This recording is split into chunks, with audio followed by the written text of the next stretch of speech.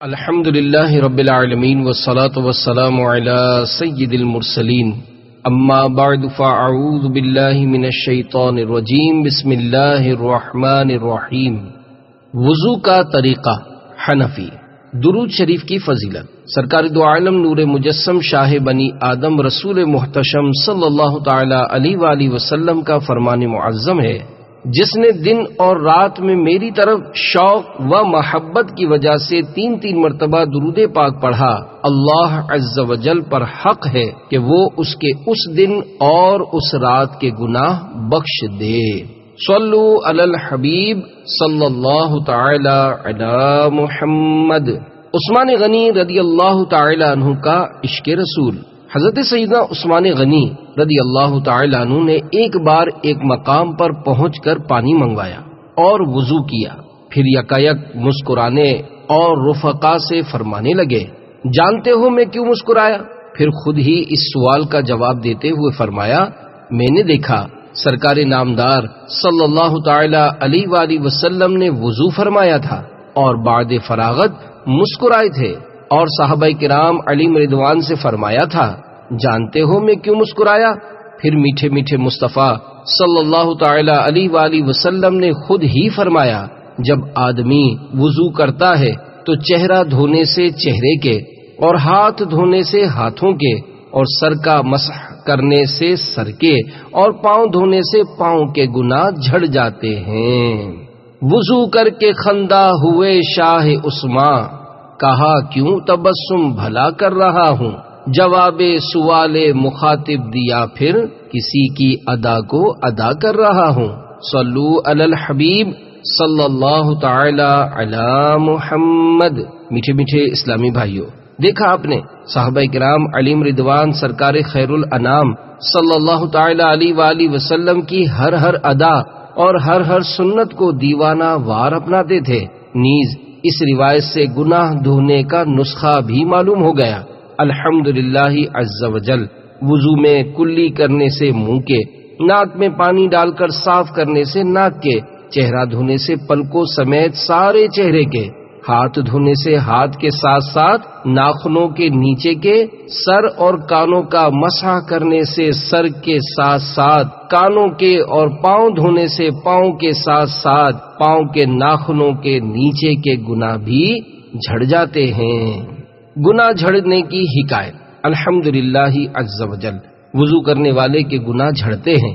اس ضمن میں ایک ایمان افروز حکایت نقل کرتے ہوئے حضرت علامہ عبد الوہاب شعرانی قدس سرہ النورانی فرماتے ہیں، ایک مرتبہ سیدنا امام اعظم ابو حنیفہ رضی اللہ تعالی عنہ جامع مسجد کوفہ کے وضو خانے میں تشریف لے گئے تو ایک نوجوان کو وضو بناتے ہوئے دیکھا، اس سے وضو میں استعمال شدہ پانی کے قطرے ٹپک رہے تھے۔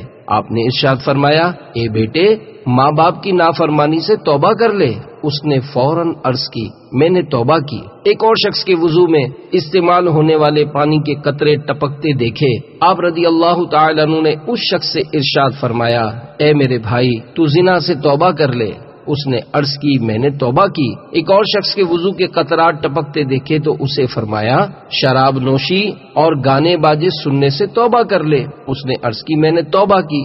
سیدنا امام اعظم ابو حنیفہ رضی اللہ تعالی عنہ پر کشف کے باعث چونکہ لوگوں کے عیوب ظاہر ہو جاتے تھے، لہذا آپ رضی اللہ تعالی عنہ نے بارگاہ خداوندی عز و جل میں اس کشف کے ختم ہو جانے کی دعا مانگی۔ اللہ عز و جل نے دعا قبول فرما لی، جس سے آپ رضی اللہ تعالی عنہ کو وضو کرنے والوں کے گناہ جھڑتے نظر آنا بند ہو گئے۔ صلو علی الحبیب صلی اللہ تعالی علی محمد۔ وضو کا ثواب نہیں ملے گا۔ اعمال کا دار و مدار نیتوں پر ہے، اگر کسی عمل میں اچھی نیت نہ ہو تو اس کا ثواب نہیں ملتا، یہی حال وضو کا بھی ہے۔ چنانچہ دعوت اسلامی کے اشاعتی ادارے مکتبۃ المدینہ کی مطبوعہ 1250 صفحات پر مشتمل کتاب بحر شریعت مخرجہ جلد اول صفحہ 292 پر ہے، وضو پر ثواب پانے کے لیے حکم الہی بجا لانے کی نیت سے وضو کرنا ضرور ہے، ورنہ وضو ہو جائے گا ثواب نہ پائے گا۔ اعلی حضرت رحمت اللہ تعالی علیہ فرماتے ہیں وضو میں نیت نہ کرنے کی عادت سے گناہگار ہوگا، اس میں نیت سنت مؤکدہ ہے۔ سارا بدن پاک ہو گیا، دو حدیثوں کا خلاصہ ہے، جس نے بسم اللہ کہہ کر وضو کیا اس کا سر سے پاؤں تک سارا جسم پاک ہو گیا، اور جس نے بغیر بسم اللہ کہے وضو کیا اس کا اتنا ہی بدن پاک ہوگا جتنے پر پانی گزرا۔ حضرت سیدنا ابو ہریرہ رضی اللہ تعالی عنہ سے روایت ہے، سرکار مدینہ سلطان با قرینہ قرار قلب و سینہ فیض گنجینہ صاحب معطر پسینہ باعث نزول سکینہ صلی اللہ تعالی علیہ وآلہ وسلم نے ارشاد فرمایا، اے ابو ہریرہ رضی اللہ تعالی عنہ، جب تم وضو کرو تو بسم اللہ والحمدللہ کہہ لیا کرو، جب تک تمہارا وضو باقی رہے گا اس وقت تک تمہارے فرشتے یعنی کرامن کاتبین تمہارے لیے نیکیاں لکھتے رہیں گے۔ باوضو سونے کی فضیلت حدیث پاک میں ہے، باوضو سونے والا روزہ رکھ کر عبادت کرنے والے کی طرح ہے، باوضو مرنے والا شہید ہے۔ مدینے کے تاجدار صلی اللہ تعالی علیہ وآلہ وسلم نے حضرت سیدنا انس رضی اللہ تعالی عنہ سے فرمایا، بیٹا اگر تم ہمیشہ باوضو رہنے کی استطاعت رکھو تو ایسا ہی کرو، کیونکہ ملک الموت جس بندے کی روح حالت وضو میں قبض کرتا ہے اس کے لیے شہادت لکھ دی جاتی ہے۔ میرے آقا اعلی حضرت امام احمد رضا خان علیہ رحمت الرحمن فرماتے ہیں ہمیشہ باوضو رہنا مستحب ہے۔ مصیبتوں سے حفاظت کا نسخہ اللہ عز و جل نے حضرت سیدنا موسیٰ کلیم اللہ علی نبینا وعلیہ الصلوۃ والسلام سے فرمایا، اے موسیٰ اگر بے وضو ہونے کی صورت میں تجھے کوئی مصیبت پہنچے تو خود اپنے آپ کو ملامت کرنا۔ فتاوی رضویہ میں ہے ہمیشہ باوضو رہنا اسلام کی سنت ہے۔ احمد رضا کے 7 حروف کی نسبت سے ہر وقت باوضو رہنے کے 7 فضائل۔ میرے آقا امام اہل سنت امام احمد رضا خان علیہ رحمت الرحمن فرماتے ہیں، بعض عارفین رحمہم اللہ المبین نے فرمایا، جو ہمیشہ باوضو رہے اللہ عز و جل اس کو 7 فضیلتوں سے مشرف فرمائے۔ نمبر 1 ملائکہ اس کی صحبت میں رغبت کریں۔ نمبر 2 قلم اس کی نیکیاں لکھتا رہے۔ نمبر 3 اس کے اعضاء تسبیح کریں۔ نمبر 4 اس سے تکبیر اولا فوت نہ ہو۔ نمبر 5 جب سوئے اللہ تعالیٰ کچھ فرشتے بھیجے کہ جن و انس کے شر سے اس کی حفاظت کرے۔ نمبر 6 سکرات موت اس پر آسان ہو۔ نمبر 7 جب تک باوضو ہو امان الہی میں رہے۔ دگنا ثواب، یقیناً سردی، تھکن یا نزلہ، زکام، درد سر اور بیماری میں وضو کرنا دشوار ہوتا ہے، مگر پھر بھی کوئی ایسے وقت وضو کرے جبکہ وضو کرنا دشوار ہو تو اس کو بحکم حدیث دگنا ثواب ملے گا۔ سردی میں وضو کرنے کی حکایت، حضرت عثمان غنی رضی اللہ تعالی عنہ نے اپنے غلام حمران سے وضو کے لیے پانی مانگا اور سردی کی رات میں باہر جانا چاہتے تھے۔ حمران کہتے ہیں میں پانی لایا، انہوں نے منہ ہاتھ دھوئے تو میں نے کہا اللہ آپ کو کفایت کرے، رات تو بہت ٹھنڈی ہے۔ اس پر فرمایا کہ میں نے رسول اللہ صلی اللہ تعالی علیہ وآلہ وسلم سے سنا ہے کہ جو بندہ وضو کامل کرتا ہے اللہ تعالیٰ اس کے اگلے پچھلے گناہ بخش دیتا ہے۔ وضو کا طریقہ حنفی، کعبۃ اللہ شریف کی طرف منہ کر کے اونچی جگہ بیٹھنا مستحب ہے۔ وضو کے لیے نیت کرنا سنت ہے، نیت نہ ہو تب بھی وضو ہو جائے گا مگر ثواب نہیں ملے گا۔ نیت دل کے ارادے کو کہتے ہیں، دل میں نیت ہوتے ہوئے زبان سے بھی کہہ لینا افضل ہے، لہذا زبان سے اس طرح نیت کیجئے کہ میں حکم الہی عز و جل بجا لانے اور پاکی حاصل کرنے کے لیے وضو کر رہا ہوں۔ بسم اللہ کہہ لیجئے کہ یہ بھی سنت ہے، بلکہ بسم اللہ والحمدللہ کہہ لیجئے کہ جب تک باوضو رہیں گے فرشتے نیکیاں لکھتے رہیں گے۔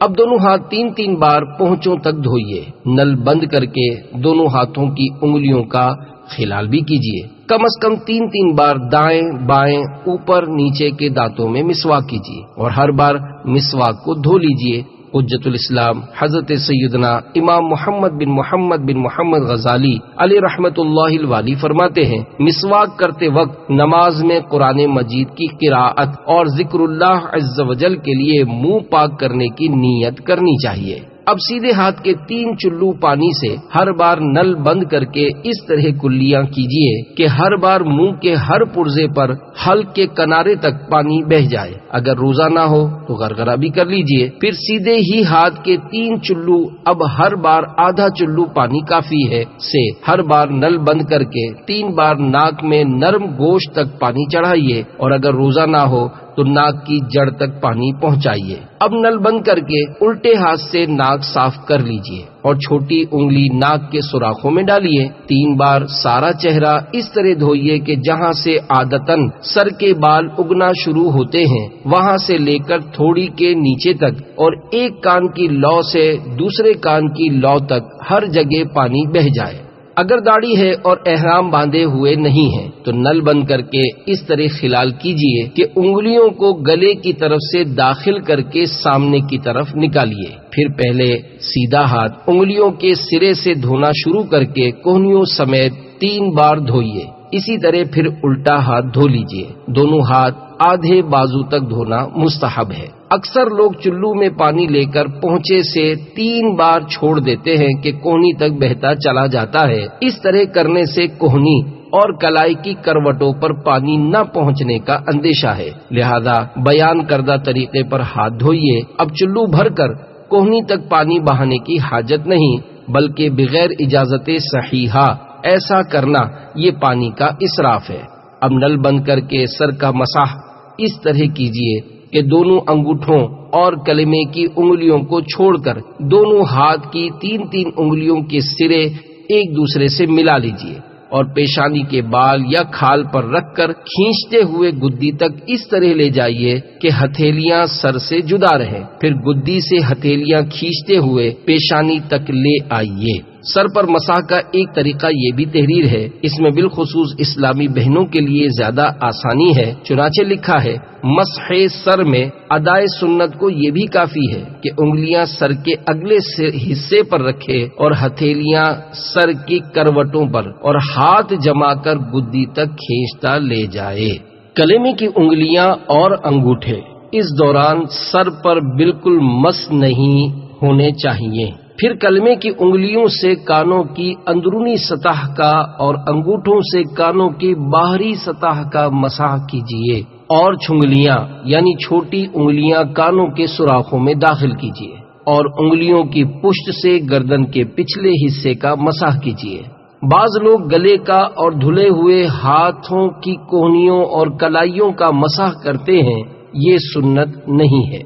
سر کا مسح کرنے سے قبل ٹونٹی اچھی طرح بند کرنے کی عادت بنا لیجیے۔ بلا وجہ نل کھلا چھوڑ دینا یا ادھورا بند کرنا کہ پانی ٹپک کر ضائع ہوتا رہے اسراف و گناہ ہے۔ پہلے سیدھا پھر الٹا پاؤں ہر بار انگلیوں سے شروع کر کے ٹخنوں کے اوپر تک، بلکہ مستحب ہے کہ آدھی پنڈلی تک 3 بار دھو لیجیے۔ دونوں پاؤں کی انگلیوں کا خلال کرنا سنت ہے۔ خلال کے دوران نل بند رکھیے۔ اس کا مستحب طریقہ یہ ہے کہ الٹے ہاتھ کی چھنگلیاں سے سیدھے پاؤں کی چھنگلیاں کا خلال شروع کر کے انگوٹھے پر ختم کیجیے، اور الٹے ہی ہاتھ کی چھنگلیاں سے الٹے پاؤں کے انگوٹھے سے شروع کر کے چھنگلیاں پر ختم کر لیجیے۔ حجت الاسلام حضرت سیدنا امام محمد بن محمد غزالی علیہ رحمت اللہ الوالی فرماتے ہیں، ہر عضو دھوتے وقت یہ امید کرتا رہے کہ میرے اس عضو کے گناہ نکل رہے ہیں۔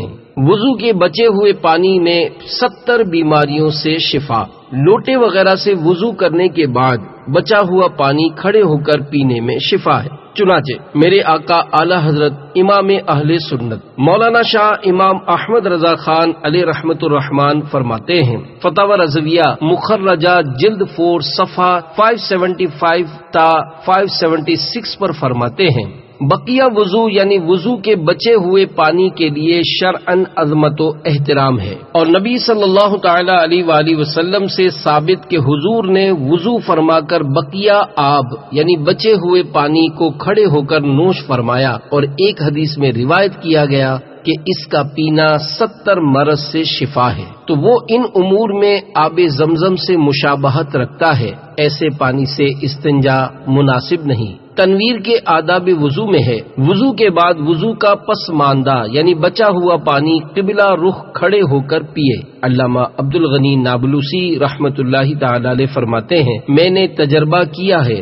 کہ جب میں بیمار ہوتا ہوں تو وضو کے بقیہ پانی سے شفا حاصل ہو جاتی ہے۔ نبی صادق صلی اللہ تعالی علیہ وآلہ وسلم کے اس صحیح طب نبوی میں پائے جانے والے ارشاد گرامی پر اعتماد کرتے ہوئے میں نے یہ طریقہ اختیار کیا ہے۔ صلو علی الحبیب صلی اللہ تعالی علیہ وآلہ وسلم۔ جنت کے 8 دروازے کھل جاتے ہیں۔ حدیث پاک میں ہے، جس نے اچھی طرح وضو کیا اور پھر آسمان کی طرف نگاہ اٹھائی اور کلمہ شہادت پڑھا، اس کے لیے جنت کے 8 دروازے کھول دیے جاتے ہیں، جس سے چاہے اندر داخل ہو۔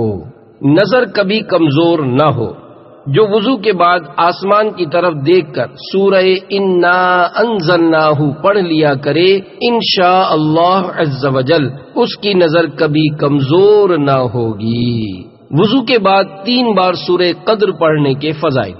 حدیث مبارک میں ہے، جو وضو کے بعد 1 مرتبہ سورۃ القدر پڑھے تو وہ صدیقین میں سے ہے، اور جو 2 مرتبہ پڑھے تو شہداء میں شمار کیا جائے، اور جو 3 مرتبہ پڑھے گا تو اللہ عز وجل میدان محشر میں اسے اپنے انبیاء کے ساتھ رکھے گا۔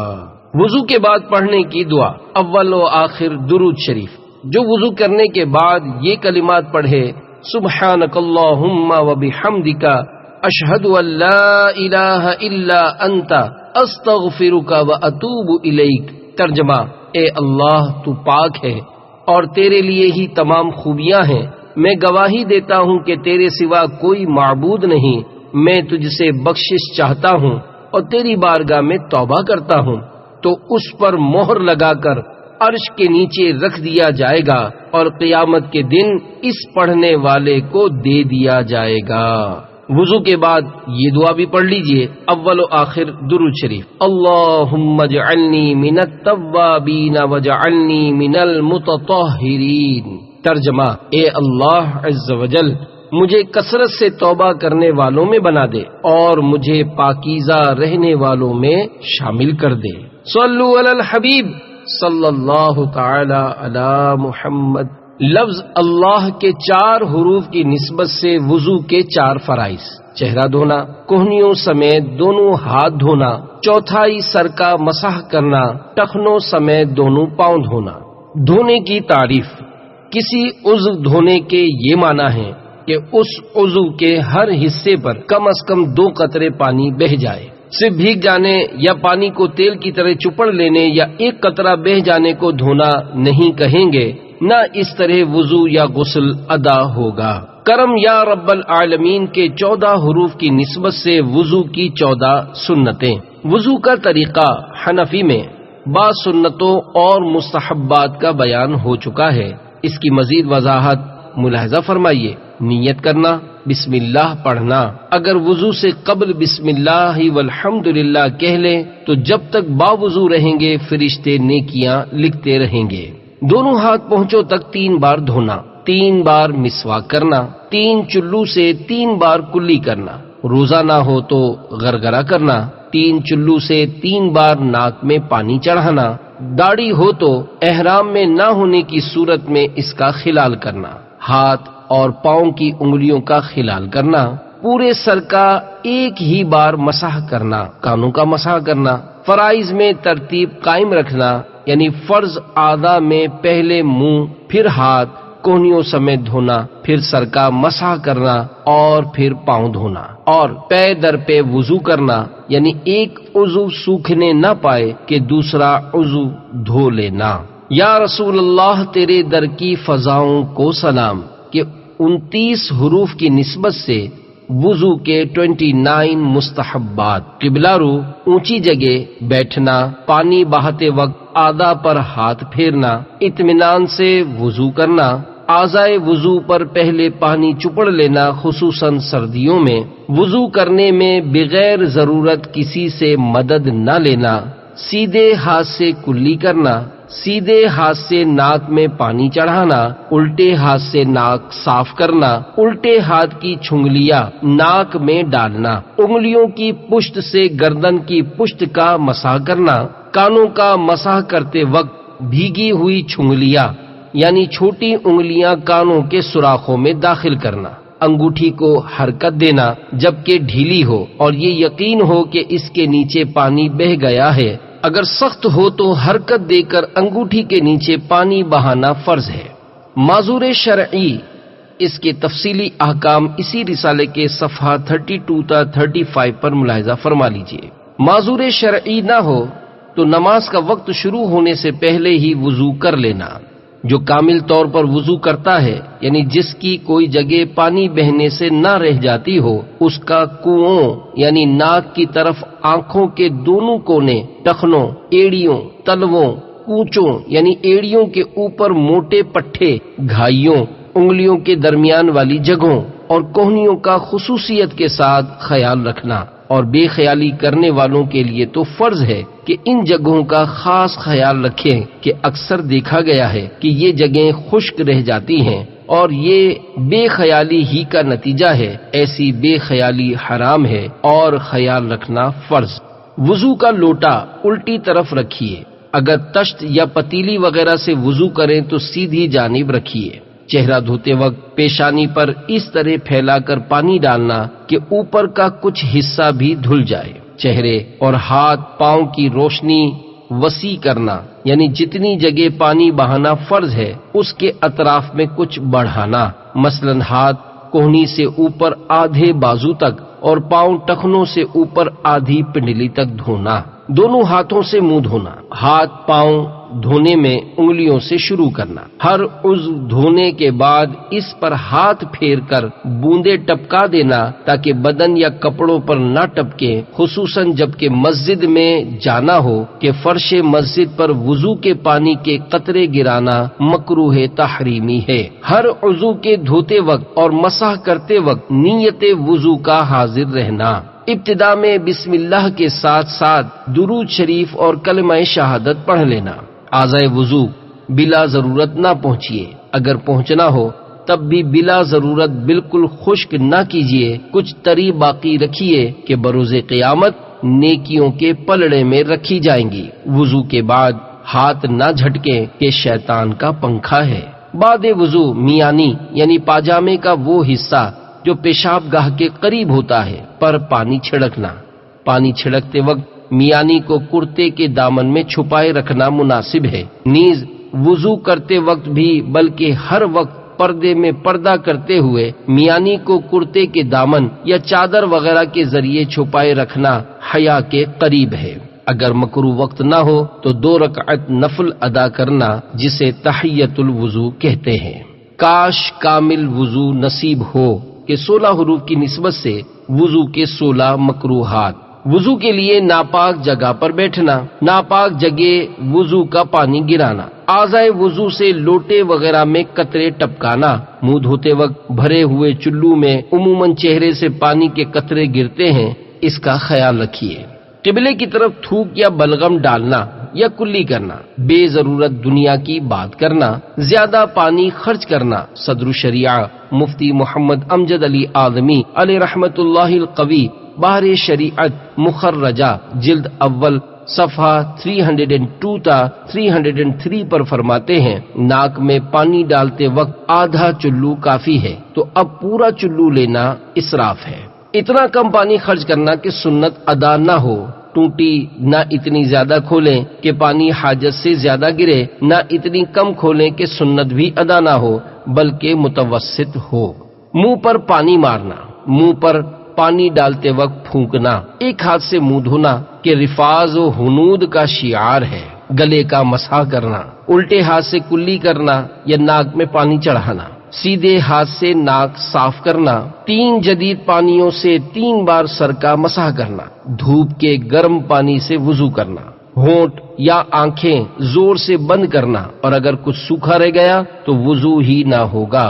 وضو کی ہر سنت کا ترک مکروہ ہے، اسی طرح ہر مکروہ کا ترک سنت۔ دھوپ کے گرم پانی کی وضاحت۔ صدر شریعہ بدر الطریقہ حضرت علامہ مولانا مفتی محمد امجد علی اعظمی علیہ رحمت اللہ القوی مکتبۃ المدینہ کی مطبوعہ بحر شریعت مخرجہ جلد اول صفحہ 301 کے حاشیے پر لکھتے ہیں، جو پانی دھوپ سے گرم ہو گیا اس سے وضو کرنا مطلقاً مکروہ نہیں، بلکہ اس میں چند قیود ہیں جن کا ذکر پانی کے باب میں آئے گا، اور اس سے وضو کی کراہت تنزیہی ہے، تحریمی نہیں۔ پانی کے باب میں صفحہ 334 پر لکھتے ہیں، جو پانی گرم ملک میں گرم موسم میں سونے چاندی کے سوا کسی اور دھات کے برتن میں دھوپ میں گرم ہو گیا تو جب تک گرم ہے اس سے وضو اور غسل نہ چاہیے، نہ اس کو پینا چاہیے، بلکہ بدن کو کسی طرح پہنچنا نہ چاہیے، یہاں تک کہ اگر اس سے کپڑا بھیگ جائے تو جب تک ٹھنڈا نہ ہو لے اس کے پہننے سے بچیں کہ اس پانی کے استعمال میں اندیشہ برس یعنی بدن پر سفید داغ کا اندیشہ ہے، پھر بھی اگر وضو یا غسل کر لیا تو ہو جائے گا۔ مستعمل پانی کا اہم مسئلہ، اگر بے وضو شخص کا ہاتھ یا انگلی کا پورا یا ناخن یا بدن کا کوئی ٹکڑا جو وضو میں دھویا جاتا ہو جان بوجھ کر یا بھول کر دہ در دہ 10/10 سے کم پانی مثلاً پانی سے بھری ہوئی بالٹی یا لوٹے وغیرہ میں پڑ جائے تو پانی مستعمل یعنی استعمال شدہ ہو گیا اور اب وضو اور غسل کے لائق نہ رہا۔ اسی طرح جس پر غسل فرض ہو اس کے جسم کا کوئی بے دھلا ہوا حصہ پانی سے چھو جائے تو وہ پانی وضو اور غسل کے کام کا نہ رہا۔ ہاں اگر دھلا ہاتھ یا دھلے ہوئے بدن کا کوئی حصہ پڑ جائے تو حرج نہیں۔ مستعمل پانی اور وضو و غسل کے تفصیلی احکام سیکھنے کے لیے بحر شریعت حصہ 2 کا مطالعہ فرمائیے۔ مٹی ملے پانی سے وضو ہوگا یا نہیں؟ پانی میں ریت کیچڑ مل جائے تو جب تک رقیق یعنی پانی پتلا رہے اس سے وضو جائز ہے۔ اقول اعلی حضرت رحمت اللہ تعالی علیہ فرماتے ہیں، میں کہتا ہوں مگر بلا ضرورت کیچڑ ملے ہوئے پانی سے وضو کرنا منع ہے کہ مسئلہ یعنی صورت بگاڑنا ہے اور یہ شرعاً حرام ہے۔ معلوم ہوا منہ پر اس طرح مٹی ملنا کہ صورت بگڑ جائے یا منہ کالا کرنا، جیسا کہ بعض اوقات چور کا کوئلے وغیرہ سے منہ کالا کر دیتے ہیں، یہ حرام ہے۔ قصدن کافر کا بھی مسئلہ کرنا یعنی چہرہ بگاڑنا جائز نہیں۔ جس پانی میں کوئی بدبودار چیز مل جائے اس سے وضو مکروہ ہے، خصوصاً اگر اس کی بدبو نماز میں باقی رہے کہ اس سے نماز مکروہ تحریمی ہوگی۔ پان کھانے والے متوجہ ہوں، میرے آقا اعلی حضرت امام اہل سنت ولی نعمت عظیم البرکت عظیم المرتبت پروانہ شمع رسالت مجدد دین و ملت حامی سنت ماحی بدعت عالم شریعت پیر طریقت باعث خیر و برکت حضرت علامہ مولانا الحاج الحافظ القاری شاہ امام احمد رضا خان علیہ رحمت الرحمن فرماتے ہیں، پانوں کے کثرت سے عادی خصوصاً جب کہ دانتوں میں فضا یعنی گیپ ہو تجربے سے جانتے ہیں، چھالیا کے باریک ریزے اور پان کے بہت چھوٹے چھوٹے ٹکڑے اس طرح منہ کے اطراف و اکناف میں جاگیر ہوتے ہیں، یعنی منہ کے کونوں اور دانتوں کے کھانچوں میں گھس جاتے ہیں کہ 3 بلکہ کبھی 10-12 کلیاں بھی ان کے تصفیہ تام یعنی مکمل صفائی کو کافی نہیں ہوتی۔ نہ خلال انہیں نکال سکتا ہے، نہ مسواک سوا کلیوں کے کہ پانی منافذ یعنی سوراخوں میں داخل ہوتا اور جنبش دینے یعنی ہلانے سے جمے ہوئے باریک ذروں کو بتدریج چھڑا چھڑا کر لاتا ہے۔ اس کی بھی کوئی تحدید یعنی حد بندی نہیں ہو سکتی، اور یہ کامل تصفیہ یعنی مکمل صفائی بھی بہت مؤکد یعنی اس کی سخت تاکید ہے۔ متعدد احادیث میں ارشاد ہوا ہے کہ جب بندہ نماز کو کھڑا ہوتا ہے فرشتہ اس کے منہ پر اپنا منہ رکھتا ہے، یہ جو پڑھتا ہے اس کے منہ سے نکل کر فرشتے کے منہ میں جاتا ہے۔ اس وقت اگر کھانے کی کوئی شے اس کے دانتوں میں ہوتی ہے ملائکہ کو اس سے ایسی سخت ایذا ہوتی ہے کہ اور شے سے نہیں ہوتی۔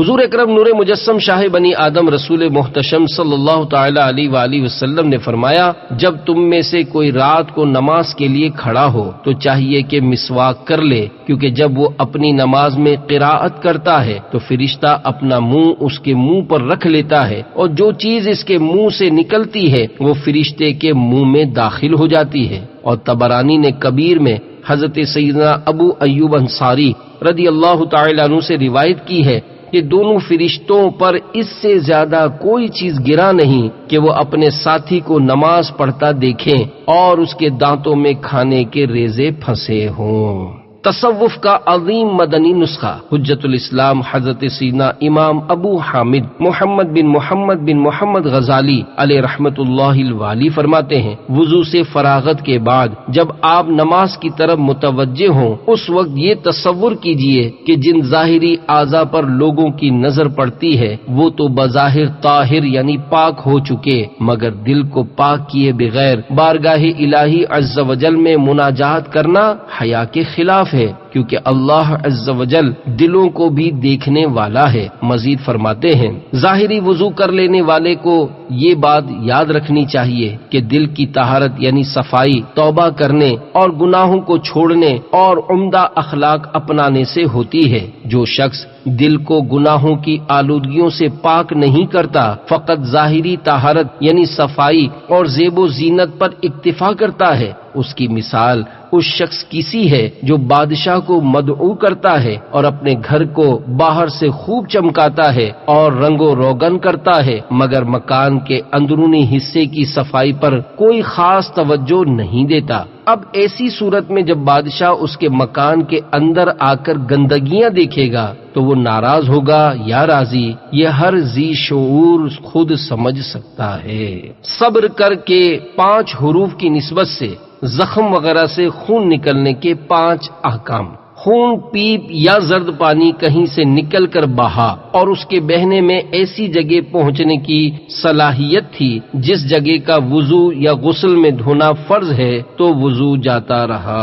خون اگر چمکا یا ابھرا اور بہا نہیں، جیسے سوئی کی نوک یا چاقو کا کنارہ لگ جاتا ہے اور خون ابھر یا چمک جاتا ہے، یا خلال کیا یا مسواک کی یا انگلی سے دانت مانجھے یا دانت سے کوئی چیز مثلا سیب وغیرہ کاٹا، اس پر خون کا اثر ظاہر ہوا، یا ناک میں انگلی ڈالی، اس پر خون کی سرخی آ گئی مگر وہ خون بہنے کے قابل نہ تھا، وضو نہیں ٹوٹا۔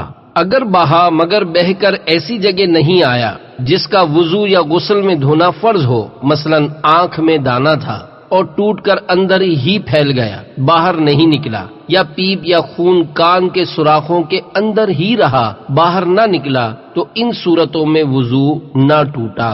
زخم بے شک بڑا ہے، رطوبت چمک رہی ہے، مگر جب تک بہے گی نہیں وضو نہیں ٹوٹے گا۔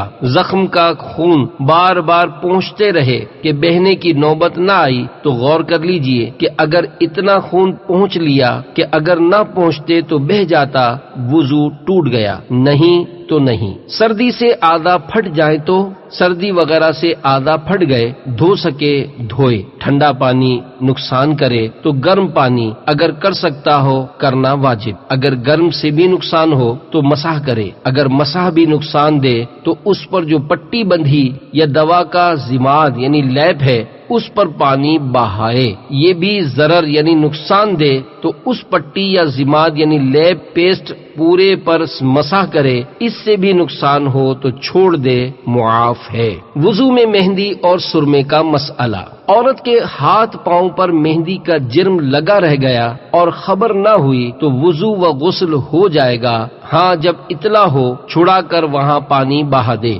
سرما آنکھوں کے کوئے یعنی آنکھ کے کونے یا پلک میں رہ گیا اور اطلاع نہ ہوئی، ظاہراً حرج نہیں، اور بعد نماز کوئے یعنی آنکھ کے کونے میں محسوس ہوا تو اصلاً باک یعنی بالکل اندیشہ نہیں، مطلب یہ کہ نماز ہو گئی۔ انجیکشن لگانے سے وضو ٹوٹے گا یا نہیں۔ گوشت میں انجیکشن لگانے میں صرف اسی صورت میں وضو ٹوٹے گا جبکہ بہنے کی مقدار میں خون نکلے، جبکہ نس کا انجیکشن لگا کر پہلے خون اوپر کی طرف کھینچتے ہیں جو کہ بہنے کی مقدار میں ہوتا ہے، لہذا وضو ٹوٹ جائے گا۔ اسی طرح گلوکوز وغیرہ کی ڈرپ نس میں لگوانے سے وضو ٹوٹ جائے گا کیونکہ بہنے کی مقدار میں خون نکل کر نلکی میں آ جاتا ہے۔ ہاں، بہنے کی مقدار میں خون نلکی میں نہ آئے تو وضو نہیں ٹوٹے گا۔ سرنج کے ذریعے ٹیسٹ کرنے کے لیے خون نکالنے سے وضو ٹوٹ جاتا ہے کیونکہ یہ بہنے کی مقدار میں ہوتا ہے، اسی لیے یہ خون پیشاب کی طرح ناپاک بھی ہوتا ہے۔ خون سے بھری ہوئی شیشی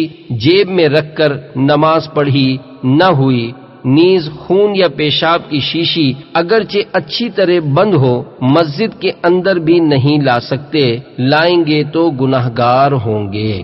دکھتی آنکھ کے آنسو، آنکھ کی بیماری کے سبب جو آنسو بہا وہ ناپاک ہے اور وضو بھی توڑ دے گا۔ افسوس اکثر لوگ اس مسئلے سے ناواقف ہوتے ہیں اور دکھتی آنکھ سے بوجہ مرض بہنے والے آنسو کو اور آنسوؤں کی مانند سمجھ کر آستین یا کرتے کے دامن وغیرہ سے پہنچ کر کپڑے ناپاک کر ڈالتے ہیں۔ نابینا کی آنکھ سے جو رطوبت بوجہ مرض نکلتی ہے وہ ناپاک ہے اور اس سے وضو بھی ٹوٹ جاتا ہے۔ پاک اور ناپاک رطوبت، جو رطوبت انسانی بدن سے نکلے اور وضو نہ توڑے وہ ناپاک نہیں، مثلا خون یا پیپ بہہ کر نہ نکلے یا تھوڑی قے کے منہ بھر نہ ہو، پاک ہے۔ چھالا اور پھڑیا، چھالا نوچ ڈالا، اگر اس کا پانی بہہ گیا تو وضو ٹوٹ گیا ورنہ نہیں۔ پھڑیا بالکل اچھی ہو گئی، اس کی مردہ کھال باقی ہے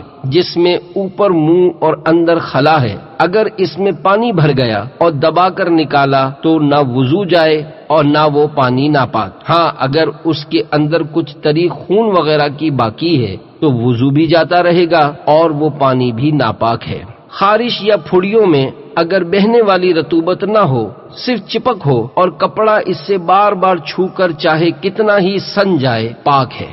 ناک صاف کی، اس میں سے جمع ہوا خون نکلا، وضو نہ ٹوٹا۔ انسب یعنی زیادہ مناسب یہ ہے کہ وضو کرے۔ کیسے وضو کب ٹوٹتا ہے؟ منہ بھر قے کھانے پانی یا صفرا یعنی پیلے رنگ کا کڑوا پانی کی وضو توڑ دیتی ہے۔ جو قے تکلف کے بغیر نہ روکی جا سکے اسے منہ بھر کہتے ہیں۔ منہ بھر قے پیشاب کی طرح ناپاک ہوتی ہے، اس کے چھینٹوں سے اپنے کپڑے اور بدن کو بچانا ضروری ہے۔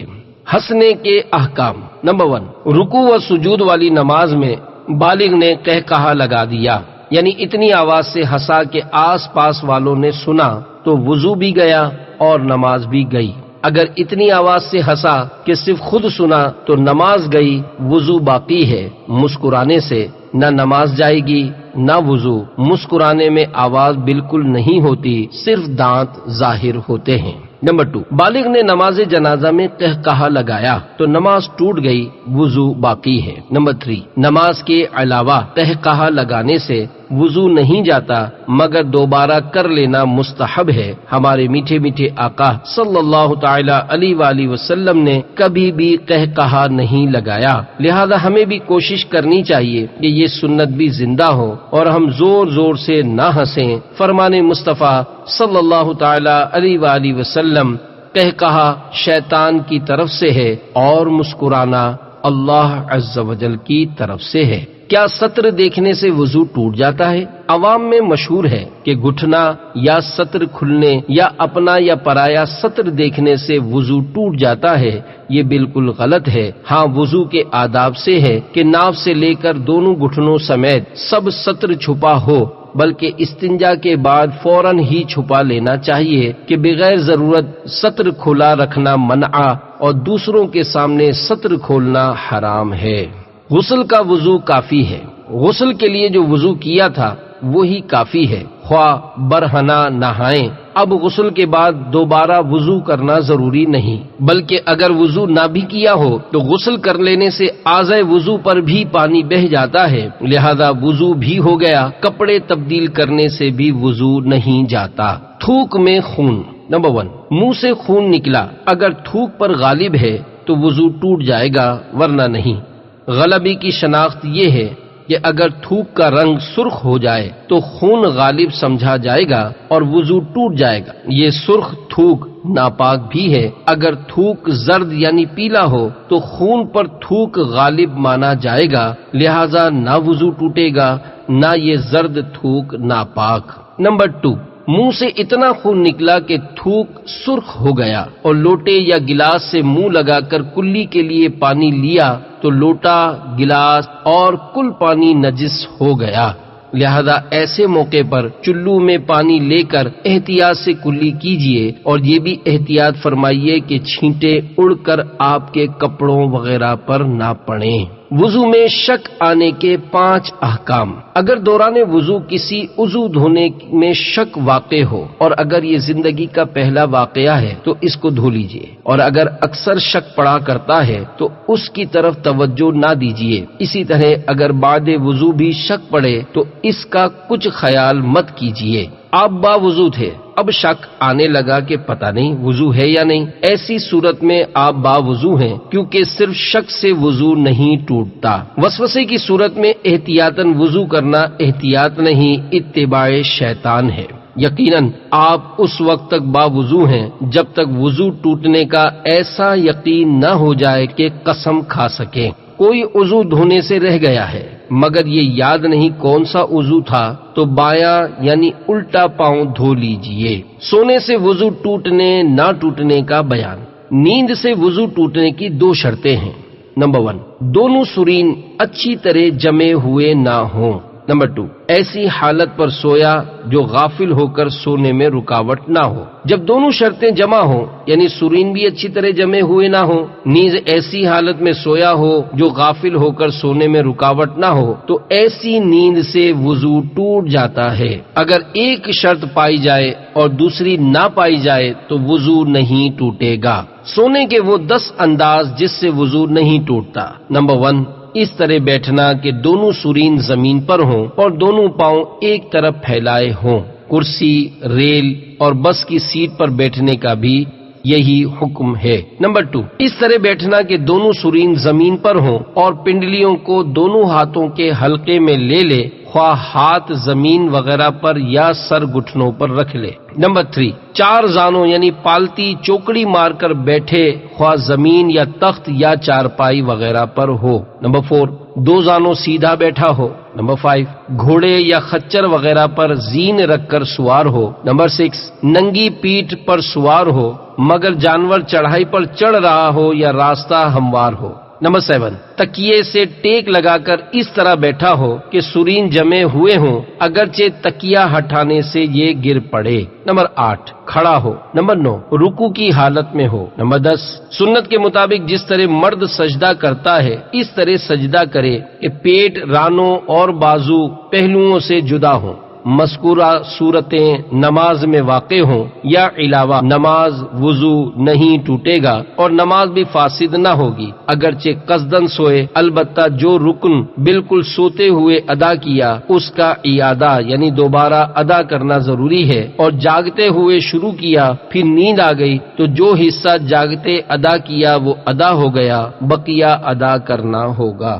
سونے کے وہ 10 انداز جن سے وضو ٹوٹ جاتا ہے۔ نمبر 1، اکڑوں یعنی پاؤں کے تلووں کے بل اس طرح بیٹھا ہو کہ دونوں گھٹنے کھڑے رہیں۔ نمبر 2، چت یعنی پیٹھ کے بل لیٹا ہو۔ نمبر 3، پٹ یعنی پیٹ کے بل لیٹا ہو۔ نمبر 4، دائیں یا بائیں کروٹ لیٹا ہو۔ نمبر 5، ایک کوہنی پر ٹیک لگا کر سو جائے۔ نمبر 6، بیٹھ کر اس طرح سویا کہ ایک کروٹ جھکا ہو جس کی وجہ سے ایک یا دونوں سرین اٹھے ہوئے ہوں۔ نمبر 7، ننگی پیٹھ پر سوار ہو اور جانور پستی یعنی نیچان کی طرف اتر رہا ہو۔ نمبر 8، پیٹ رانوں پر رکھ کر 2 زانوں اس طرح بیٹھے یا سوئے کہ دونوں سرین جمے نہ رہیں۔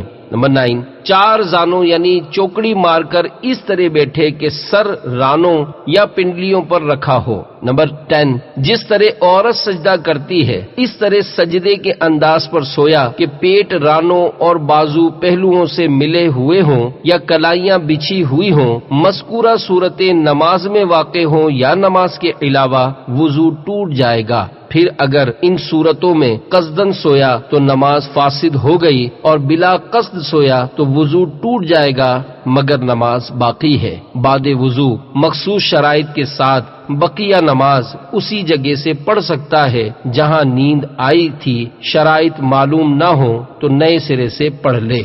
وضوء انبیاء کرام علیہم الصلاۃ والسلام اور نیند مبارک۔ انبیاء علیہم الصلاۃ والسلام کا وضو سونے سے نہیں جاتا۔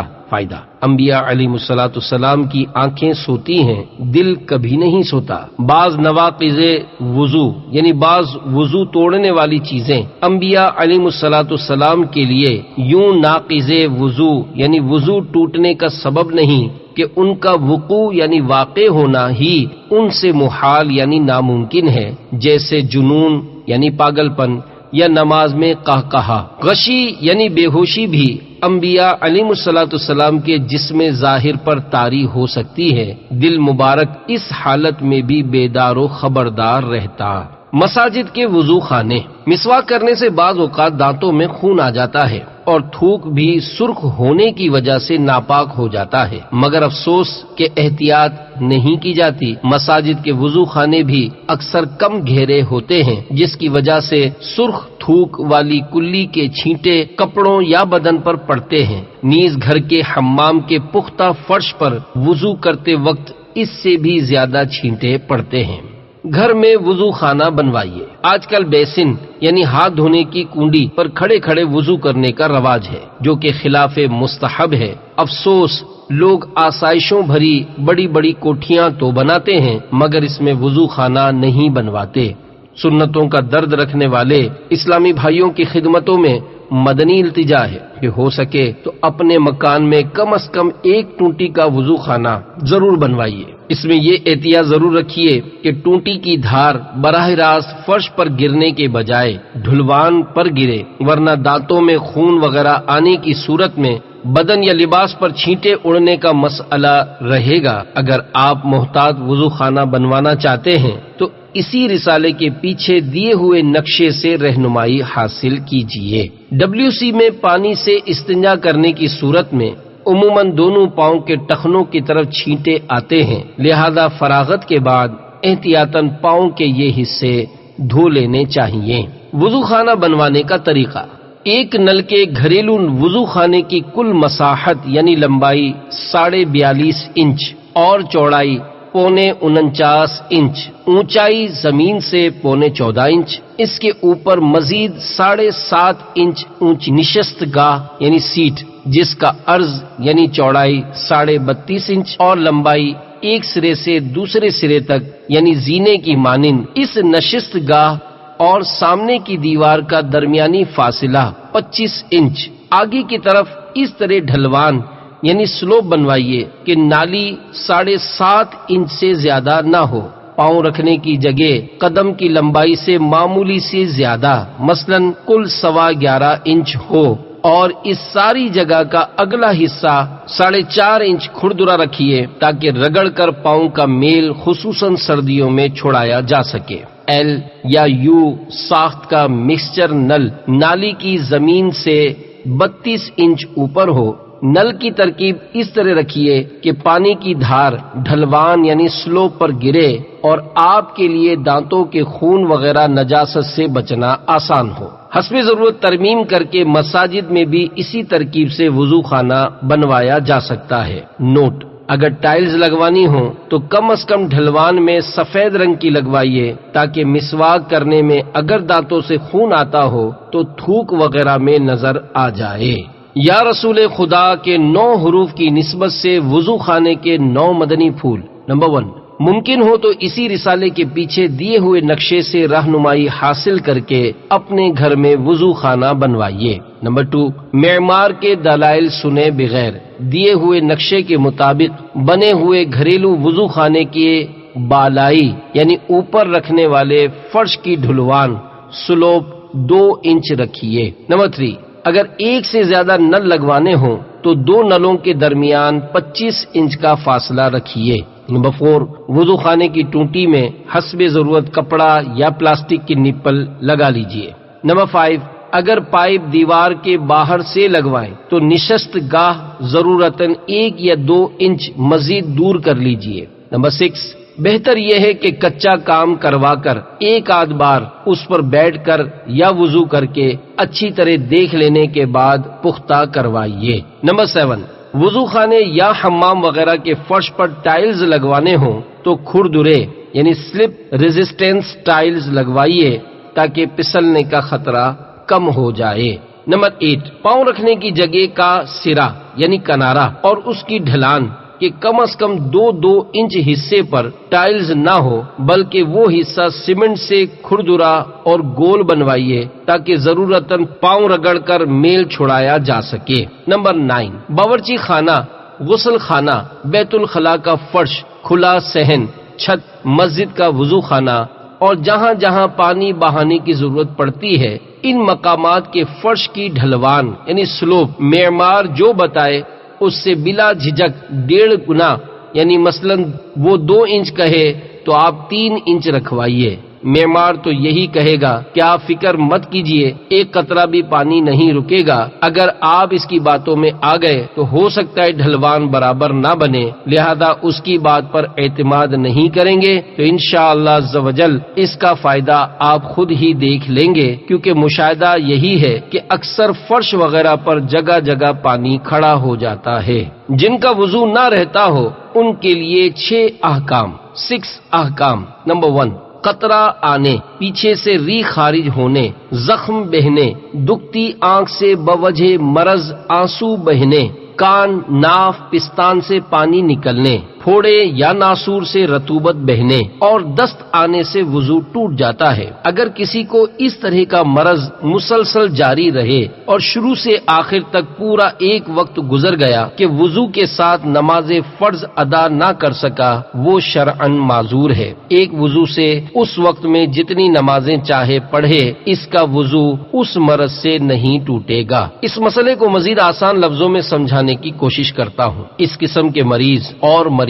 اپنے معذور شرعی ہونے نہ ہونے کی جانچ اس طرح کریں کہ کوئی سی بھی 2 فرض نمازوں کے درمیانی وقت میں کوشش کریں کہ وضو کر کے طہارت کے ساتھ کم از کم فرض رکعتیں ادا کی جا سکیں۔ پورے وقت کے دوران بار بار کوشش کے باوجود اگر اتنی مہلت نہیں مل پاتی، وہ اس طرح کہ کبھی تو دوران وضو عذر لاحق ہو جاتا ہے اور کبھی وضو مکمل کر لینے کے بعد نماز ادا کرتے ہوئے حتیٰ کہ آخری وقت آ گیا تو اب انہیں اجازت ہے کہ وضو کر کے نماز ادا کریں، نماز ہو جائے گی۔ اب چاہے دوران ادائیگی نماز بیماری کے باعث نجاست بدن سے خارج ہی کیوں نہ ہو رہی ہو، فقہاء کرام رحمہم اللہ السلام فرماتے ہیں کسی شخص کی نکسیر پھوٹ گئی یا اس کا زخم بہ نکلا تو وہ آخری وقت کا انتظار کرے۔ اگر خون منقطع نہ ہو بلکہ مسلسل یا وقفے سے جاری رہے تو وقت نکلنے سے پہلے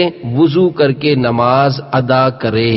نمبر 2، فرض نماز کا وقت جانے سے معذور کا وضو ٹوٹ جاتا ہے۔ جیسے کسی نے عصر کے وقت وضو کیا تھا تو سورج غروب ہوتے ہی وضو جاتا رہا، اور اگر کسی نے آفتاب نکلنے کے بعد وضو کیا تو جب تک ظہر کا وقت ختم نہ ہو وضو نہ جائے گا کہ ابھی تک کسی فرض نماز کا وقت نہیں گیا۔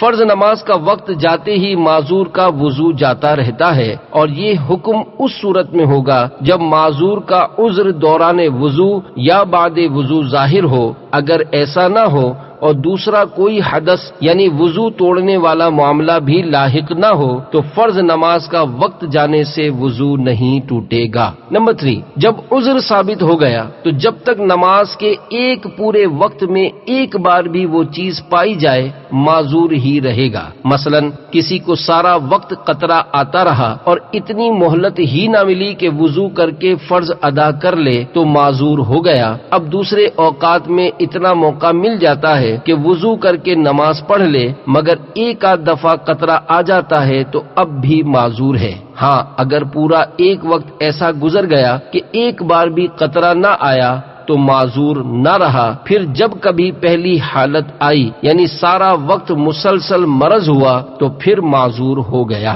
نمبر 4، معذور کا وضو اس چیز سے نہیں جاتا جس کے سبب معذور ہے۔ ہاں اگر کوئی دوسری چیز وضو توڑنے والی پائی گئی تو وضو جاتا رہا، مثلا جس کو ریح خارج ہونے کا مرض ہے قطرہ نکلنے سے اس کا وضو ٹوٹ جائے گا، اور جس کو قطرے کا مرض ہے اس کا ریح خارج ہونے سے وضو جاتا رہے گا۔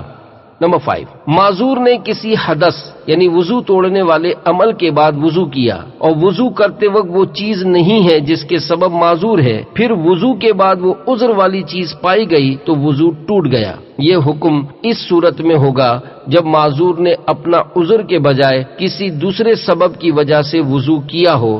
اگر اپنے عذر کی وجہ سے وضو کیا تو بعد وضو عذر پائے جانے کی صورت میں وضو نہ ٹوٹے گا، مثلا جس کو قطرہ آتا تھا اس کی ریح خارج ہوئی اور اس نے وضو کیا اور وضو کرتے وقت قطرہ بند تھا اور وضو کرنے کے بعد قطرہ آیا تو وضو ٹوٹ گیا۔ ہاں اگر وضو کے درمیان قطرہ جاری تھا تو نہ گیا۔ نمبر 6، معذور کو ایسا عذر ہو کہ جس کے سبب کپڑے ناپاک ہو جاتے ہیں، تو اگر 1 درہم سے زیادہ ناپاک ہو گئے اور جانتا ہے کہ اتنا موقع ہے کہ اسے دھو کر پاک کپڑوں سے نماز پڑھ لوں گا تو پاک کر کے نماز پڑھنا فرض ہے، اور اگر جانتا ہے کہ نماز پڑھتے پڑھتے پھر اتنا ہی ناپاک ہو جائے گا تو اب دھونا ضروری نہیں، اسی سے پڑھے، اگرچہ مصلی بھی آلودہ ہو جائے تب بھی اس کی نماز ہو جائے گی۔ معذور کے وضو کے تفصیلی مسائل فتاوی رضویہ مخرجہ جلد 4 صفحہ 367 تا 375، بحر شریعت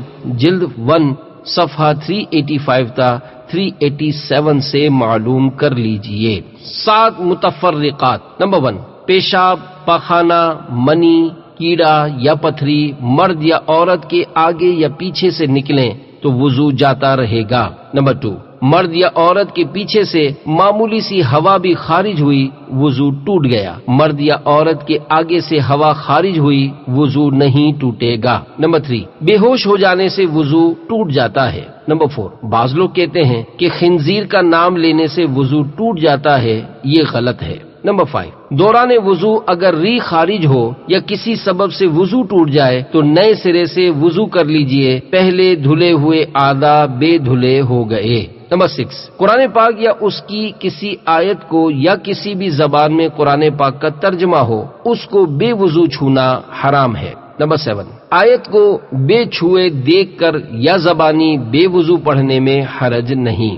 آیت لکھے ہوئے کاغذ کے پچھلے حصے کے چھونے کا اہم مسئلہ، کتاب یا اخبار میں جس جگہ آیت لکھی ہے خاص اس جگہ کو بلا وضو ہاتھ لگانا جائز نہیں، اسی طرف ہاتھ لگایا یا جس طرف آیت لکھی ہے خواہ اس کی پشت یعنی لکھی ہوئی آیت کے عین پیچھے، دونوں ناجائز ہیں۔ آیت یا اس کے عین پچھلے حصے کے علاوہ باقی ورق کے چھونے میں حرج نہیں، پڑھنا بے وضو جائز ہے، نہانے کی حاجت ہو تو پڑھنا بھی حرام ہے، واللہ تعالی عالم۔ بے وضو قرآن مجید کو کہیں سے بھی نہیں چھو سکتا، بے وضو آیت کو چھونا تو خود ہی حرام ہے، اگرچہ آیت کسی اور کتاب میں لکھی ہو مگر قرآن مجید کے سادہ حاشیہ بلکہ پٹھوں بلکہ چولی یعنی جو کپڑا یا چمڑا گتے کے ساتھ چپکایا یا سلا ہو اس کا بھی چھونا حرام ہے۔ ہاں جزدان میں ہو تو جزدان کو ہاتھ لگا سکتا ہے۔ بے وضو اپنے سینے سے بھی مصحف شریف کو مس نہیں کر یعنی چھو نہیں سکتا۔ بے وضو کی گردن پر لمبی چادر کا ایک کونا پڑا ہوا ہے اور وہ اس کے دوسرے کونے کو ہاتھ پر رکھ کر مصحف شریف چھونا چاہے، اگر چادر اتنی لمبی ہے کہ اس شخص کے اٹھنے بیٹھنے سے دوسرے گوشے یعنی کونے تک حرکت نہ پہنچے گی تو جائز ہے، ورنہ نہیں۔ وضو میں پانی کا اسراف۔ آج کل اکثر لوگ وضو میں تیز نل کھول کر بے تحاشا پانی بہاتے ہیں، حتیٰ کہ بعض تو وضو پر آتے ہی نل کھول دیتے ہیں، اس کے بعد آستین چڑھاتے ہیں، اتنی دیر تک معاذ اللہ عز وجل پانی ضائع ہوتا رہتا ہے۔ اسی طرح مسح کے دوران اکثریت نل کھلا چھوڑ دیتی ہے، ہم سب کو اللہ عز و جل سے ڈر کر اسراف سے بچنا چاہیے۔ قیامت کے روز ذرے ذرے اور قطرے قطرے کا حساب ہوگا۔ اسراف کی مذمت میں 4 احادیث مبارکہ سنیے اور خوف خداوندی عز و جل سے لرزیے۔ نمبر 1، جاری نہر پر بھی اسراف۔ اللہ عز و جل کے پیارے رسول مقبول سیدہ آمنہ رضی اللہ تعالی عنہا کے گلشن کے مہکتے پھول صلی اللہ تعالی علیہ وآلہ وسلم حضرت سیدنا سعد رضی اللہ تعالی عنہ پر گزرے تو وہ وضو کر رہے تھے۔ ارشاد فرمایا، یہ اسراف کیسا؟ عرض کی، کیا وضو میں بھی اسراف ہے؟ فرمایا، ہاں، اگرچہ تم جاری نہر پر ہو۔ اعلی حضرت رحمت اللہ تعالی علیہ کا فتویٰ۔ میرے آقا اعلی حضرت امام اہل سنت رحمت اللہ تعالی علیہ اس حدیث پاک کے تحت فرماتے ہیں، حدیث نے نہر جاری میں بھی اسراف ثابت فرمایا اور اسراف شرع میں مذموم ہی ہو کر آیا ہے۔ آیہ کریمہ وَلَا تُسْرِفُوا إِنَّهُ لَا يُحِبُّ الْمُسْرِفِينَ، ترجمہ کنز الایمان، بے شک بیجا خرچنے والے اسے پسند نہیں۔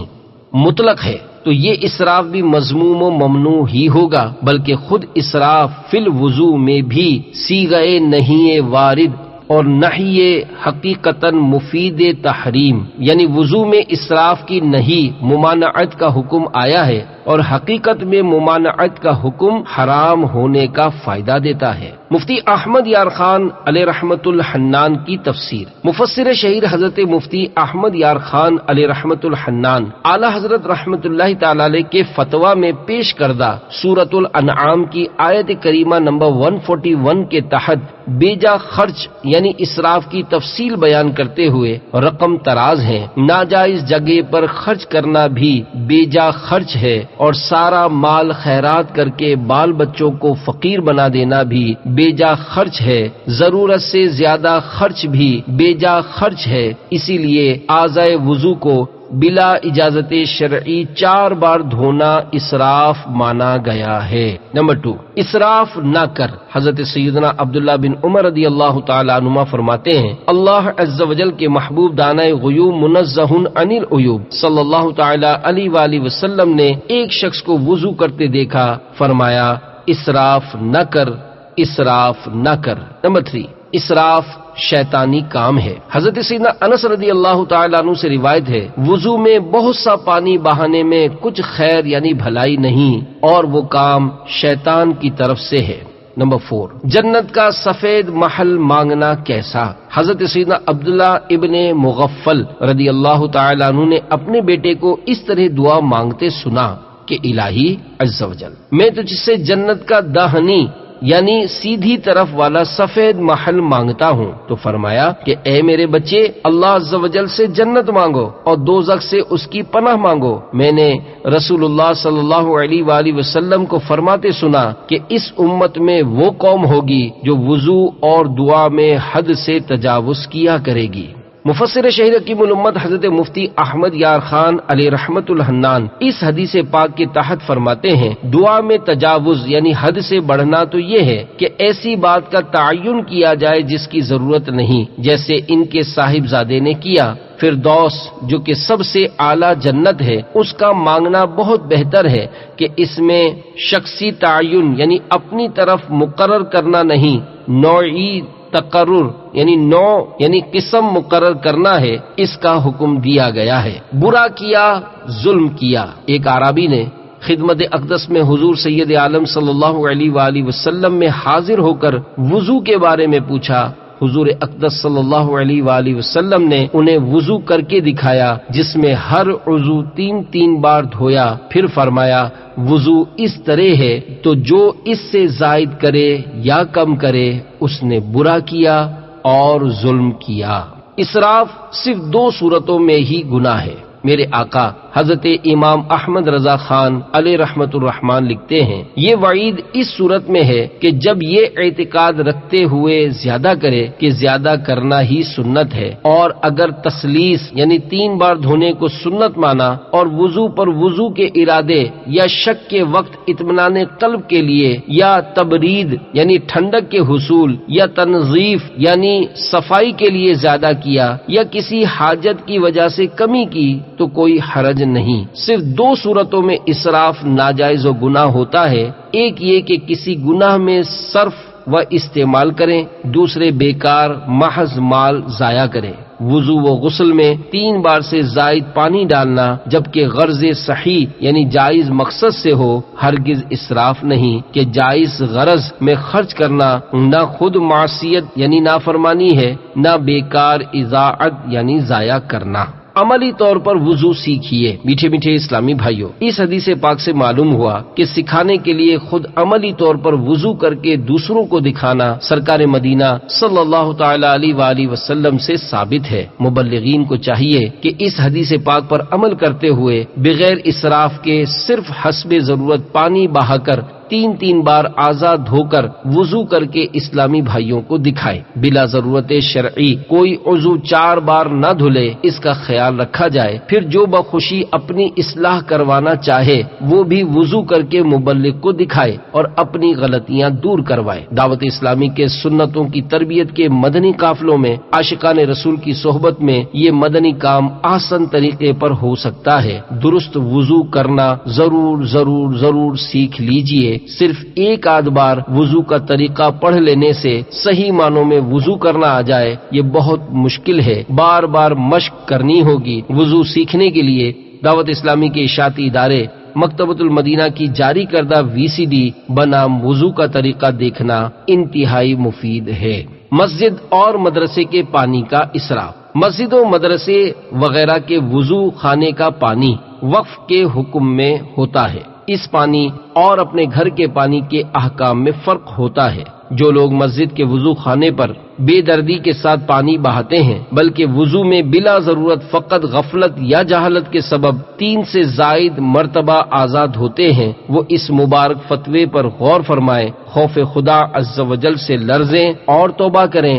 چنانچہ میرے آقا اعلی حضرت امام اہل سنت ولی نعمت عظیم البرکت عظیم المرتبت پروانہ شمع رسالت مجدد دین و ملت حامی سنت ماحی بدعت عالم شریعت پیر طریقت باعث خیر و برکت حضرت علامہ مولانا الحاج الحافظ القاری شاہ امام احمد رضا خان علیہ رحمت الرحمان فرماتے ہیں، اگر وقف پانی سے وضو کیا تو زیادہ خرچ کرنا بالاتفاق حرام ہے، کیونکہ اس میں زیادہ خرچ کرنے کی اجازت نہیں دی گئی، اور مدارس کا پانی اسی قسم کا ہوتا ہے جو کہ صرف ان ہی لوگوں کے لیے وقف ہوتا ہے جو شرعی وضو کرتے ہیں۔ میٹھے میٹھے اسلامی بھائیوں، جو اپنے آپ کو اسراف سے نہیں بچا پاتا اسے چاہیے کہ مملوکہ یعنی اپنی ملکیت کے مثلا اپنے گھر کے پانی سے وضو کرے۔ معاذ اللہ عز و جل، اس کا یہ مطلب نہیں کہ ذاتی پانی کے اسراف کی کھلی چھوٹ ہے، بلکہ گھر میں خوب مشق کر کے شرعی وضو سیکھ لے تاکہ مسجد کے پانی کا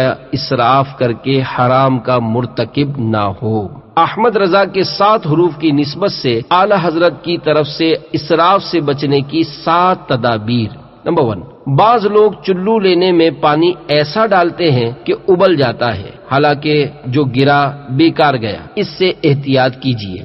نمبر 2، ہر چلو بھرا ہونا ضروری نہیں، بلکہ جس کام کے لیے لیں اس کا اندازہ رکھیں۔ مثلا ناک میں نرم باسیں یعنی نرم ہڈی تک پانی چڑھانے کو پورا چلو کیا ضرور نصف یعنی آدھا بھی کافی ہے، بلکہ بھرا چلو کلی کے لیے بھی درکار نہیں۔ نمبر 3، لوٹے کی ٹوٹی متوسط معتدل یعنی درمیانی چاہیے کہ نہ ایسی تنگ کہ پانی دیر میں دے، نہ فراخ یعنی کشادہ کہ حاجت سے زیادہ گرائے۔ اس کا فرق یوں معلوم ہو سکتا ہے کہ کٹوروں میں پانی لے کر وضو کیجئے تو بہت خرچ ہوگا، یوں ہی فراخ یعنی کشادہ ٹوٹی سے بہانا زیادہ خرچ کا باعث ہے۔ اگر لوٹا ایسا کشادہ ٹوٹی والا ہو تو احتیاط کرے پوری دھار نہ گرائے بلکہ باریک۔ نل کھولنے میں بھی انہی باتوں کا خیال رکھیے۔ نمبر 4، آزاد ہونے سے پہلے ان پر بھیگا ہاتھ پھیر لے کہ پانی جلد دوڑتا ہے اور تھوڑا پانی بہت سے پانی کا کام دیتا ہے، خصوصاً موسم سرما یعنی سردیوں میں اس کی زیادہ حاجت ہے کہ اعضاء میں خشکی ہوتی ہے اور بہتی دھار بیچ میں جگہ خالی چھوڑ دیتی ہے، جیسا کہ مشاہدہ یعنی دیکھی بھالی بات ہے۔ نمبر 5، کلائیوں پر بال ہوں تو ترشوا یعنی کٹوا دے کہ ان کا ہونا پانی زیادہ چاہتا ہے، اور مونڈنے سے بال سخت ہو جاتے ہیں، اور تراشنا مشین سے بہتر کہ خوب صاف کر دیتی ہے، اور سب سے احسن و افضل نورا یعنی ایک طرح کا بال صفا پاؤڈر ہے کہ ان اعضاء میں یہی سنت سے ثابت ہے۔ چنانچہ ام المومنین سیدتنا ام سلمہ رضی اللہ تعالی عنہا فرماتی ہیں، رسول اللہ صلی اللہ علیہ وآلہ وسلم جب نورا کا استعمال فرماتے تو سطر مقدس پر اپنے دست مبارک سے لگاتے اور باقی بدن منور پر ازواج مطہرات رضی اللہ تعالی عنہن لگا دیتی، اور ایسا نہ کریں کہ دھونے سے پہلے پانی سے خوب بھگو لیں کہ سب بال بچھ جائیں، ورنہ کھڑے بال کی جڑ میں پانی گزر گیا اور نوک سے نہ بہا تو وضو نہ ہوگا۔ نمبر 6، دست و پا، ہاتھ و پاؤں پر اگر لوٹے سے دھار ڈالیں تو ناخنوں سے کوہنیوں یا پاؤں کے گٹوں کے اوپر یعنی ٹخنوں تک علل اتصال یعنی مسلسل اتاریں کہ ایک بار میں ہر جگہ پر ایک ہی بار گرے۔ پانی جبکہ گر رہا ہے اور ہاتھ کی روانی ہل جل میں دیر ہوگی تو ایک جگہ پر مقرر یعنی بار بار گرے گا، اور اس طرح اسراف کی صورت پیدا ہو سکتی ہے۔ نمبر 7، بعض لوگ یوں کرتے ہیں کہ ناخن سے کوہنی تک یا پاؤں کے گٹے تک بہاتے لائے، پھر دوبارہ سہبارہ کے لیے جو ناخن کی طرف لے گئے تو ہاتھ نہ روکا بلکہ دھار جاری رکھی۔ ایسا نہ کرے کہ تسلیس کے عوض یعنی 3 بار کی بجائے 5 بار ہو جائے گا، بلکہ ہر بار کوہنی یا پاؤں کے گٹے تک لا کر دھار روک لیں اور رکا ہوا ہاتھ ناخنوں تک لے جا کر وہاں سے پھر اجرا یعنی پانی جاری کریں کہ سنت یہی ہے کہ ناخن سے کوہنیوں یا گٹوں ٹخنوں تک پانی بہے، نہ اس کا عکس یعنی الٹ۔ مطلب یہ کہ کوہنی یا گٹے سے ناخنوں کی طرف پانی بہاتے ہوئے لے جانا سنت نہیں۔ قول جامع یہ ہے کہ سلیقے سے کام لے۔ امام شافعی رحمت اللہ تعالی علیہ نے کیا خوب فرمایا، سلیقے سے اٹھاؤ تو تھوڑا بھی کافی ہو جاتا ہے، اور بد سلیقگی پر تو بہت سا بھی کفایت نہیں کرتا۔ یا رب اسراف سے بچا کہ 14 حروف کی نسبت سے اسراف سے بچنے کے 14 مدنی پھول 14 مدنی پھول۔ نمبر 1، آج تک جتنا بھی ناجائز اسراف کیا ہے اس سے توبہ کر کے آئندہ بچنے کی بھرپور کوشش شروع کیجیے۔ نمبر 2، غور و فکر کیجیے کہ ایسی صورت متعین یعنی مقرر ہو جائے کہ وضو اور غسل بھی سنت کے مطابق ہو اور پانی بھی کم سے کم خرچ ہو۔ اپنے آپ کو ڈرائیے کہ قیامت میں ایک ایک ذرے اور قطرے قطرے کا حساب ہونا ہے۔ اللہ تبارک و تعالی پارہ 30 سورۃ الزلزال آیت نمبر 7 اور 8 میں ارشاد فرماتا ہے، فَمَن يَعْمَلْ مِثْقَالَ ذَرَّةٍ خَيْرًا يَرَهُ وَمَن يَعْمَلْ مِثْقَالَ ذَرَّةٍ شَرًّا يَرَهُ۔ ترجمہ کنز الایمان۔ تو جو ایک ذرہ بھر بھلائی کرے اسے دیکھے گا، اور جو ایک ذرہ بھر برائی کرے اسے دیکھے گا۔ نمبر 3، وضو کرتے وقت نل احتیاط سے کھولیے۔ دوران وضو ممکنہ صورت میں ایک ہاتھ نل کے دستے پر رکھیے اور ضرورت پوری ہونے پر بار بار نل بند کرتے رہیے۔ نمبر 4، نل کے مقابلے میں لوٹے سے وضو کرنے میں پانی کم خرچ ہوتا ہے، جس سے ممکن ہو وہ لوٹے سے وضو کرے۔ اگر نل کے بغیر گزارا نہیں تو ممکنہ صورت میں یہ بھی کیا جا سکتا ہے کہ جن جن اعضاء میں آسانی ہو وہ لوٹے سے دھو لے۔ نل سے وضو کرنا جائز ہے، بس کسی طرح بھی اسراف سے بچنے کی صورت نکالنی چاہیے۔ نمبر 5، مسواک، کلی، غرغرہ، ناک کی صفائی، داڑھی اور ہاتھ پاؤں کی انگلیوں کا خلال اور مسح کرتے وقت ایک بھی قطرہ نہ ٹپکتا ہو، یوں اچھی طرح نل بند کرنے کی عادت بنائیے۔ نمبر 6، بالخصوص سردیوں میں وضو یا غسل کرنے نیز برتن اور کپڑے وغیرہ دھونے کے لیے گرم پانی کے حصول کی خاطر نل کھول کر پائپ میں جمع شدہ ٹھنڈا پانی یوں ہی بہا دینے کے بجائے کسی برتن میں پہلے نکال لینے کی ترکیب بنائیے۔ نمبر 7، ہاتھ یا منہ دھونے کے لیے صابن کا جھاگ بنانے میں بھی پانی احتیاط سے خرچ کیجیے۔ مثلا ہاتھ دھونے کے لیے چلو میں پانی کے تھوڑے قطرے ڈال کر صابن لے کر جھاگ بنایا جا سکتا ہے۔ اگر پہلے سے صابن ہاتھ میں لے کر پانی ڈالیں گے تو پانی زیادہ خرچ ہو سکتا ہے۔ نمبر 8، استعمال کے بعد ایسی صابن دانی میں صابن رکھیے جس میں پانی بالکل نہ ہو۔ پانی میں رکھ دینے سے صابن گھل کر ضائع ہوگا۔ ہاتھ دھونے کے بیسن کے کناروں پر بھی صابن نہ رکھا جائے کہ پانی کی وجہ سے جلدی گھل جاتا ہے۔ نمبر 9، پی چکنے کے بعد گلاس میں بچا ہوا پانی پھینک دینے کے بجائے دوسرے کو پلا دیجیے یا کسی اور استعمال میں لے لیجیے۔ نمبر 10، پھل، کپڑے، برتن اور فرش بلکہ چائے کا کپ یا ایک چمچ بھی دھوتے وقت نیز نل کھول کر اس قدر زیادہ غیر ضروری پانی بہانے کا آج کل رواج ہے کہ حساس اور دل جلے آدمی سے دیکھا نہیں جاتا۔ اے کاش شاید کہ اتر جائے تیرے دل میں میری بات۔ نمبر 11، اکثر مسجدوں، گھروں، دفتروں، دکانوں وغیرہ میں خواہ مخواہ دن رات بتیاں جلتی، اے سی اور پنکھے چلتے رہتے ہیں۔ ضرورت پوری ہو جانے کے بعد بتیاں، پنکھے اور اے سی اور کمپیوٹر وغیرہ بند کر دینے کی عادت بنائیے۔ ہم سبھی کو حساب آخرت سے ڈرنا اور ہر معاملے میں اسراف سے بچتے رہنا چاہیے۔ نمبر 12، استنجا خانے میں لوٹا استعمال کیجیے کہ فوارے سے طہارت کرنے میں پانی بھی زیادہ خرچ ہوتا ہے اور پاؤں بھی اکثر آلودہ ہو جاتے ہیں۔ ہر ایک کو چاہیے کہ ہر بار پیشاب کرنے کے بعد ایک لوٹا پانی لے کر WC کے کناروں پر تھوڑا سا بہائے، پھر قدرے اوپر سے مگر چھینٹوں سے بچتے ہوئے بڑے سوراخ میں ڈال دیا کرے۔ انشاءاللہ عز وجل بدبو اور جراثیم کی افزائش میں کمی ہوگی۔ فلش ٹینک سے صفائی میں پانی بہت زیادہ صرف ہوتا ہے۔ نمبر 13، نل سے قطرے ٹپکتے رہتے ہوں تو فوراً اس کا حل نکالیے ورنہ پانی ضائع ہوتا رہے گا۔ بسا اوقات مساجد و مدارس کے نل ٹپکتے رہتے ہیں مگر کوئی پوچھنے والا نہیں ہوتا۔ انتظامیہ کو اپنی ذمہ داری سمجھتے ہوئے اپنی آخرت کی بہتری کے لیے فوراً کوئی ترکیب کرنی چاہیے۔ نمبر 14، کھانا کھانے، چائے یا کوئی مشروب پینے، پھل کاٹنے وغیرہ معاملات میں خوب احتیاط فرمائیے تاکہ ہر دانہ، ہر غذائی ذرہ اور ہر قطرہ استعمال ہو جائے۔ 40 مدنی پھولوں کا رضوی گلدستہ۔ تمام مدنی پھول فتاوی رضویہ مخرجہ جلد 4 کے آخر میں دیے ہوئے فوائد جلیلیہ صفحہ 613 تا 746 سے لیے گئے ہیں۔ وضو میں آنکھیں زور سے نہ بند کرے مگر وضو ہو جائے گا۔ اگر لب یعنی ہونٹ خوب زور سے بند کر کے وضو کیا اور کلی نہ کی، وضو نہ ہوگا۔ وضو کا پانی روز قیامت نیکیوں کے پلے میں رکھا جائے گا مگر یاد رہے ضرورت سے زیادہ پانی گرانا اسراف ہے۔ مسواک موجود ہو تو انگلی سے دانت مانجنا ادائے سنت و حصول ثواب کے لیے کافی نہیں۔ ہاں، مسواک نہ ہو تو انگلی یا کھرکھرا یعنی کھردرا کپڑا ادائے سنت ادا کر دے گا، اور عورتوں کے لیے مسواک موجود ہو جب بھی مسی کافی ہے۔ انگوٹھی ڈھیلی ہو تو وضو میں اسے پھرا کر پانی ڈالنا سنت ہے، اور تنگ ہو کہ بے جنبش دیے پانی نہ پہنچے تو فرض۔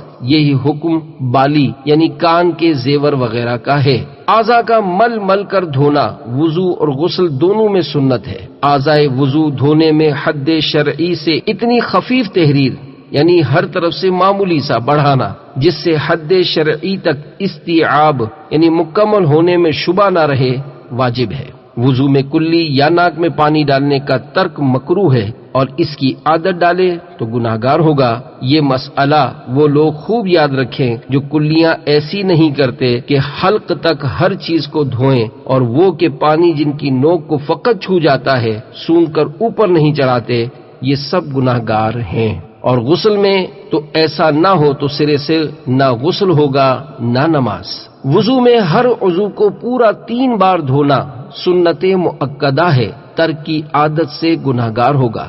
وضو میں جلدی نہ چاہیے بلکہ درنگ یعنی اطمینان و احتیاط کے ساتھ کرے۔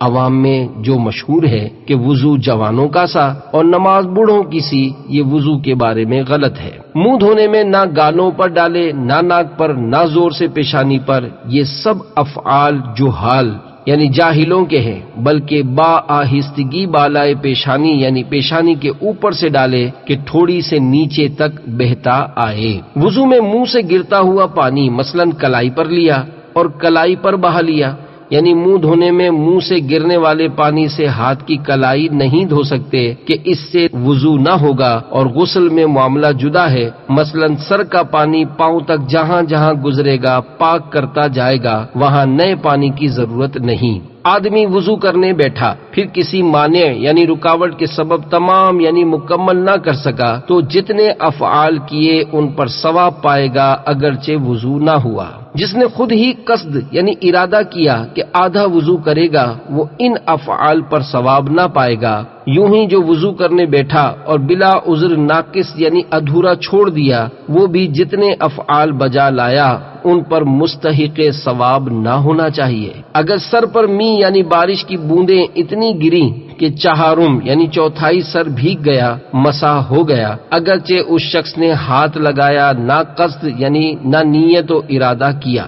اوس یعنی شبنم میں سر برہنہ یعنی ننگے سر بیٹھا اور اس سے چہارم سر کے قدر بھیگ گیا، مسح ہو گیا۔ اتنے گرم یا اتنے سرد پانی سے وضو مکروہ ہے جو بدن پر اچھی طرح نہ ڈالا جائے، تکمیل سنت نہ کرنے دے، اور اگر کوئی فرض پورا کرنے سے مانے یعنی رکاوٹ ہوا تو وضو ہی نہ ہوگا۔ پانی بیکار صرف یعنی خرچ کرنا یا پھینک دینا حرام ہے۔ اپنے یا دوسرے کے پینے کے بعد گلاس یا جگ کا بچا ہوا پانی خواہ مخواہ پھینک دینے والے توبہ کریں اور آئندہ اس سے بچیں۔ ناف سے زرد پانی بہہ کر نکلے وضو جاتا رہے، خون یا پیپ آنکھ میں بہا مگر آنکھ سے باہر نہ گیا تو وضو نہ جائے گا، اسے کپڑے سے پونچھ کر پانی میں ڈال دیں تو پانی ناپاک نہ ہوگا۔